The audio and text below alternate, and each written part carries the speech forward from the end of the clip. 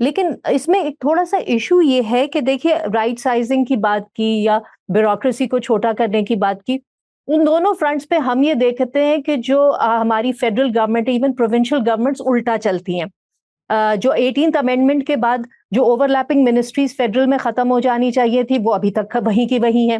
फिर पंजाब और सिंध में हम ये देख रहे हैं कि वो ब्यूरोक्रेसी का साइज बढ़ाए चले जा रहे हैं, बजाय इसके कि बल्दियाती जो हुकूमतें हैं या लोकल बॉडीज हैं उनको एम्पावर करने के बजाय वो ब्यूरोक्रेसी को बढ़ा रहे हैं, असिस्टेंट कमिश्नर्स रख रहे हैं, इनकी तादाद बढ़ा रहे हैं, इस किस्म के मामला।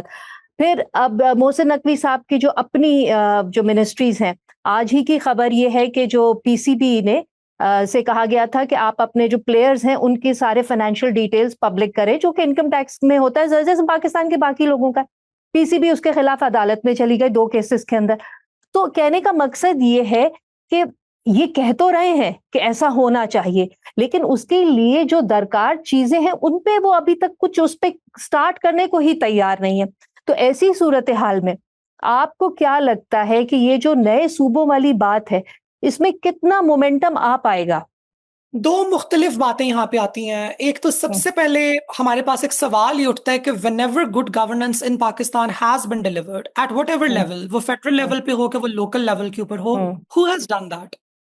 Has it come through elected political representatives? Has it come through benevolent bureaucracy that really knew how to do its job? Has it come through a combination of the both? Political oversight over bureaucracy delivering those results? और ये सवाल का मैं जवाब नहीं देना चाहूंगी. I would rather leave this question upon to our audience, because मेरे ख्याल से हर जगह का आपको मुख्तलिफ नताइज मिलेंगे. हाँ, बिल्कुल. बहुत सी जगहों पे जब हम कहते हैं कि लोकल रिप्रेजेंटेशन होनी चाहिए, तो जब आप एक ट्राइबल फ्यूडल पेट्रियार्की के अंदर इलेक्शंस लाएंगे या डेमोक्रेटिक प्रोसेस लाएंगे, तो people are going to reproduce a tribal feudal patriarchy through the process of election. Is that going to deliver change? Maybe. Is it going to deliver change at the speed at which the establishment wants it in Pakistan? ये एक बहुत critical factor है जिसको हम भूल रहे हैं. ये एक बहुत बड़ा सवालिया निशान बनता है, बिकॉज देखिए, तब्दीली तो किसी भी सिस्टम से आ जाएगी. हम किसी को भी इलेक्शंस के जरिए इलेक्ट करना शुरू कर दें, आफ्टर मेनी डेकेड्स एक नेचुरल टाइम प्रोग्रेशन है. Pakistan in 2027 is going to be better than Pakistan in 2007 in some ways and means, because इसको द लॉ ऑफ टेम्पोरलिटी कहते हैं कि वक्त के साथ साथ चीजों के अंदर खुद एक स्टैगर्ड इंप्रूवमेंट हमारे पास आना स्टार्ट होती है. बट वो टाइम लैग क्या है? Because right now Pakistan is a critical player in the regional wars. We all know that the trend of democratic backsliding and authoritarianism across the world is not going away. We know that जो international rules-based order है वो collapse हो रहा है.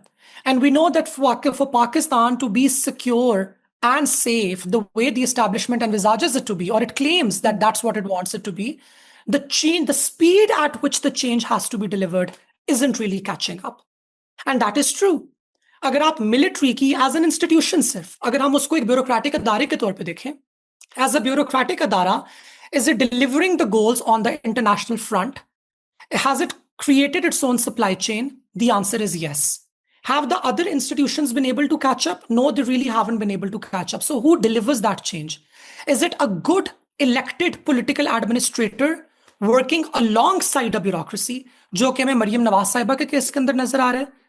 या is it going to be कि हम लोग सड़कें, नालियां, school, primary health care, waste management, इन तमाम चीजों को यूनियन काउंसिल, तहसील सतह के ऊपर ले आए, जहां पे लोग अपने नुमाइंदगान को खुद इलेक्ट करें और वहां के जो लोकल टैक्सेस हैं वो उनके पास जाएं और उसके जरिए वो अपना काम कर सकें?